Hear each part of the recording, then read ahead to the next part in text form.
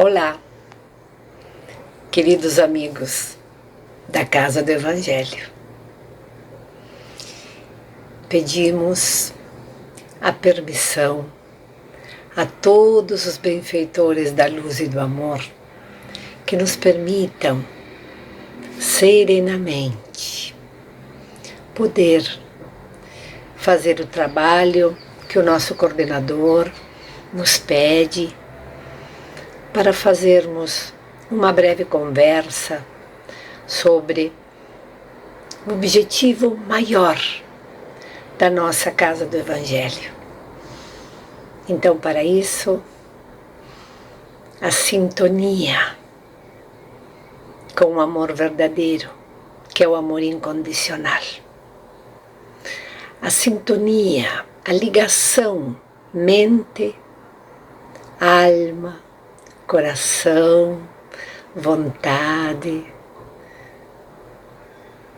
com os páramos da espiritualidade superior, onde encontramos a verdadeira fraternidade, com a fonte inesgotável do amor verdadeiro, esse ensinado e exemplificado por Jesus de Nazaré. A figura luminosa, benfeitora de Jesus de Nazaré nos abraça, nos recebe, nos fortalece, nos acompanha, nos ilumina. Em teu nome, Jesus, em nome dos queridos benfeitores da corrente de luz e de bem da Casa do Evangelho, a eles solicitamos permissão para dar por iniciada a tarefa que a gente chama de difusão doutrinária. Estejamos em paz, gratos a Jesus. Queridos irmãos, achamos um cantinho aqui na nossa casa para conversarmos sobre o objetivo da nossa Casa do Evangelho. Quando alguns de nós descobrimos, como diz Joana de Ângeles, a alegria de servir, quando alguns de nós gostamos de nos sentir úteis. Por quê? Porque em algum momento da nossa história a gente foi muito bem protegido, ajudado, respeitado numa casa espírita. Quem sabe em algum momento da nossa vida que nós estávamos muito carentes de alegria, carentes de saúde, carentes de paz, carentes de alternativas, de opções para seguir na caminhada. Algum anônimo benfeitor, algum espírito mais evoluído que nós, nos recolheu e literalmente nos carregou no colo e nos trouxe para uma casa espírita. Percebendo essa amorosidade tamanha, percebendo esse carinho, essa fraternidade que não espera nada em troca, que faz, que ajuda, que estende a mão pela alegria de fazê-lo, apenas seguindo a ordem de Jesus de Nazaré, fazer para os outros aquilo que cada um de nós precisa, ou deseja, ou espera que alguém faça por nós. Então, quem sabe, em algum momento da nossa história passada, nós fomos muito bem atendidos numa casa espírita. E no nosso preparo reencarnatório, quando estávamos com os nossos benfeitores espirituais, eles nos perguntaram o que melhor faríamos nessa encarnação. De que forma aproveitaríamos o tempo de vida no planeta Terra? De que forma estaríamos agindo na profissão, na comunidade, na família, no trânsito? Como é que a gente ia administrar o tempo, as relações? Como é que nós iríamos administrar todas as questões que implicam a vivência no corpo físico. E aí a gente pedimos a Deus e a Jesus que nos permitisse estar num local do planeta onde houvesse uma casa espírita, pertinho da nossa casa. Pedimos para trabalhar na seara do Mestre, nós todos que já fomos muito amparados na seara do Mestre. Nós pedimos a oportunidade de entregar um pouquinho do tanto que a gente recebeu quando muito, muito carente estávamos. E é a bondade, é a misericórdia de Deus que nos permite estar perto da casa do Evangelho. Quando antecessores nossos, pessoas que também fizeram esse comprometimento espiritual, foram os pioneiros, os primeiros que idealizaram junto à espiritualidade superior a existência da casa do Evangelho. E batalharam muito, e enfrentaram situações as mais adversas para conseguir um local onde pudéssemos trabalhar sob a égide do Cristo, para a glória do Cristo, em prol da gente primeiro e depois daqueles que de nós se aproximarem. Às vezes, a gente pensa que vem na casa do Evangelho para, de alguma forma, contribuir. Nós estamos agradecendo tudo que a gente recebeu. E somos nós que precisamos da casa do Evangelho. E ali, da mesma forma como fomos recebidos, nós recebemos as pessoas. E quem chega na casa do Evangelho, não perguntamos a sua ideologia. Não nos interessa saber se ele está de conformidade ou não com a doutrina espírita. O que sim sabemos que é um irmão nosso do caminho. E eles levam o nome de assistidos, como se nós pudéssemos assisti-los. Os trabalhadores da casa espírita são os maiores assistidos. Então, o que a gente encontra na casa do Evangelho? Só vivenciando é que a gente pode avaliar. Cada um de nós chega ou na quinta, ou no sábado, no horário que for a nossa atividade, ou qualquer outro dia da semana, aos domingos, nas atividades que às vezes são promovidas durante a semana também. A gente chega de um jeito e saímos muito melhor do que quando ali a gente chega. O que tem naquele ambiente? Como é que se formou a egrégora espiritual que atua ali naquele ambiente? De que forma a sintonia de amorosidade conecta com o nosso próprio coração? São emoções, é o nosso sentir. Nós não estamos nos planejando para isso, a gente não está racionalizando, a gente está sentindo. E o sentir não é programado. Nós sentimos. Não sabemos, a maioria das vezes, explicar o que é que se sente quando recebemos um atendimento fraterno, quando silenciosamente ouvimos as preces e radiações, quando respiramos profundamente e prestamos atenção a uma palestra pública doutrinária, quando percebemos essa energia invisível, silenciosa, que se chama paz espiritual, ou em qualquer outra atividade onde nós somos convidados a participar na casa do Evangelho. E vem uma palavra na nossa mente e vem uma palavra no nosso peito, uma sensação de consolo, de organização das emoções, organização dos pensamentos. E percebemos essa tarefa consoladora da casa espírita, porque é disso que todos nós precisamos. Todos nós precisamos de mãos estendidas, todos nós precisamos de oportunidades, todos nós precisamos de olhar de respeito, de sorriso desinteressado. Quantos e quantos amigos nós descobrimos na vivência cotidiana na casa do Evangelho.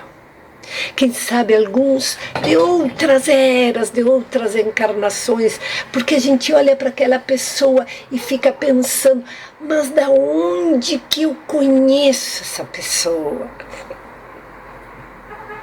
Por onde é que a gente andou junto? E agora a gente não consegue compreender, não consegue avaliar, mas nós nos sentimos bem naquele ambiente. E aprendemos a valorizar o desinteresse, a fraternidade, a amizade que a gente descobre na nossa querida Casa do Evangelho. Usando toda a literatura espírita, todas as informações que Allan Kardec nos traz. E ainda isso publicado desde 1857. E tantos outros benfeitores espirituais que, seguindo essa amorosidade tamanha de reconhecer-nos todos irmãos e todos filhos do mesmo Pai, da gente se reconhecer fraternalmente, da gente valorizar o carinho, o respeito. Pois bem, outros autores surgem e temos exemplos valorosos ao dizer do nosso querido Francisco Cândido Xavier. Tantos outros espíritos que, através da mediunidade com Jesus, usam a mediunidade com Jesus de Nazaré, estão publicando informações, livros que nos aprofundam. E isso nos ajuda a entender melhor a nossa própria vida. Olhar para a gente mesmo, quem sabe, com mais fraternidade, com mais carinho, com mais respeito. Olhar para a gente mesma, mesmo nesse processo, nessa caminhada. Se eu errei, era porque eu não sabia. E se hoje eu já conheço um jeito diferente de viver, eu sou uma metamorfose ambulante. Eu consigo me transformar. Eu só tenho poder para mudar-me a mim mesma. E tanto o Espiritismo fala na questão da reforma íntima. O que é a reforma íntima? É mudar o comportamento. É se serenar o coração. Entender que algumas coisas que eu antes fazia, agora já não mais me atraem. Eu já não me satisfaço mais agindo daquela maneira. Isso é progresso espiritual. Isso é maturidade emocional, consciencial, vibracional. E essas questões nós vamos descobrindo com o nosso cotidiano. Vamos descobrindo a nós mesmos e descobrindo outras formas de encarar a vida, de vivenciar a dor, de vivenciar os conflitos, de entender melhor as carências.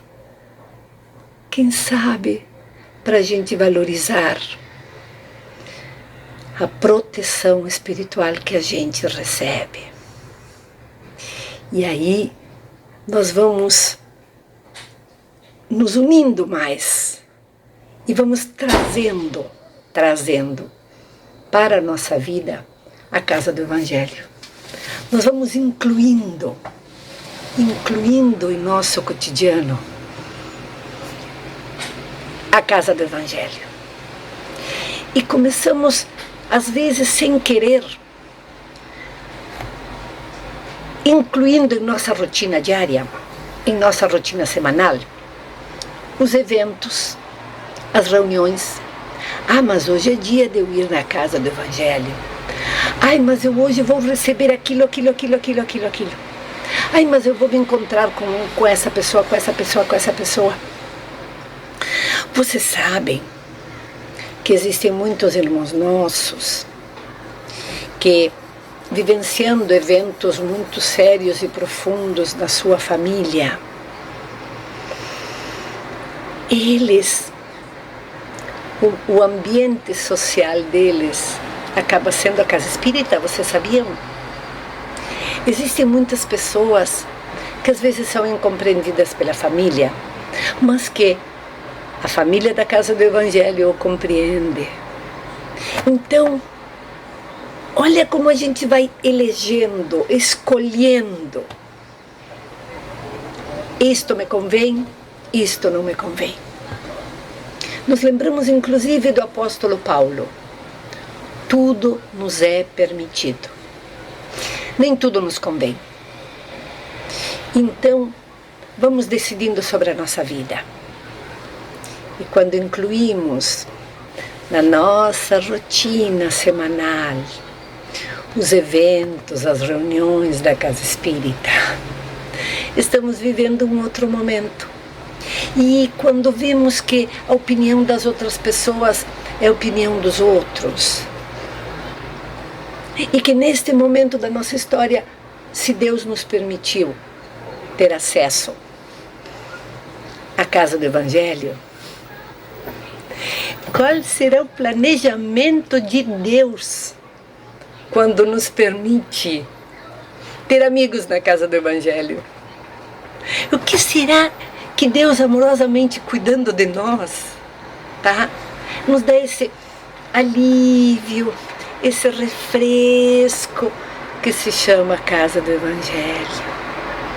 É como se nós tivéssemos que tomar um remédio uma vez por semana, ir para um atendimento na Casa do Evangelho, receber uma dosagem de energia, um plus de saúde, de força, de criatividade, de bom senso. E as questões cotidianas dizem respeito a todos nós. Não é mesmo? Nós estamos num planeta que é nossa escola, que é nosso hospital. Não é mesmo? Então, quando a gente tem uma alternativa serena, tranquila, a gente começa a se aliar, a se apropriar daquela alternativa. E quando a gente vê que aquela atividade me faz bem à alma, mesmo que por vezes outras pessoas considerem o contrário, mas é um sentimento individual que nem sempre a gente consegue racionalizar. Mas por que tu vai na Casa do Evangelho? É preciso ter uma razão. E as razões do coração, a mente, o raciocínio, entende? Nem sempre. Nem sempre. Então, falarmos de que a escola, o hospital, chamado Casa Espírita. No hospital, quem é que vai? Eu, doente. Na escola, quem é que vai? Eu, que preciso aprender. Não é mesmo? Então, agradecer muito a misericórdia do Pai. E principalmente uma egrégora infinita de benfeitores anônimos, pessoas anônimas que eles não precisam se mostrar para nós. Ai, quem é meu anjo da guarda? Ai, quem é meu protetor espiritual? Eles não precisam dizer se é homem, se é mulher, mas o que nos interessa é que eles estão presentes, é que eles estão atuantes. Eles prometeram, no nosso preparo reencarnatório, quando a gente estava se organizando, quem ia estar, qual irmã minha estaria no papel de minha mãe, qual irmão meu estaria no papel do meu pai, qual era a profissão que eu ia ter, como é que eu iria trabalhar na família, como é que eu iria atuar na comunidade onde eu estou inserida, o que eu iria fazer, que tipo de doenças eu ia vivenciar, que tipo de carências, que tipo de experiências. Quando nos foi apresentado o nosso plano reencarnatório, muitos de nós dissemos: o quê? Estar encarnado justo na pandemia? Estar encarnado justo na transição planetária?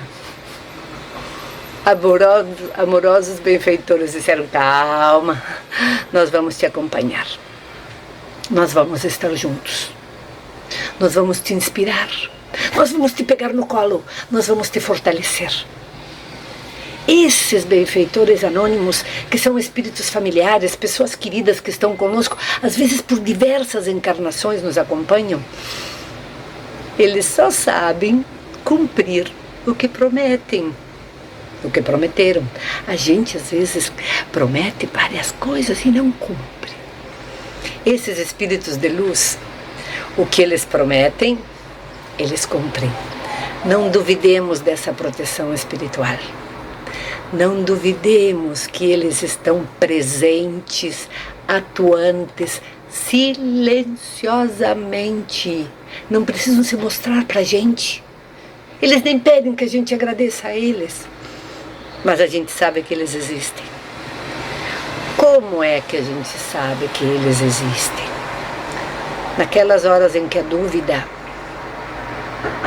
ameaça tomar conta da nossa vida, nem sabemos de onde vem uma ideia nova.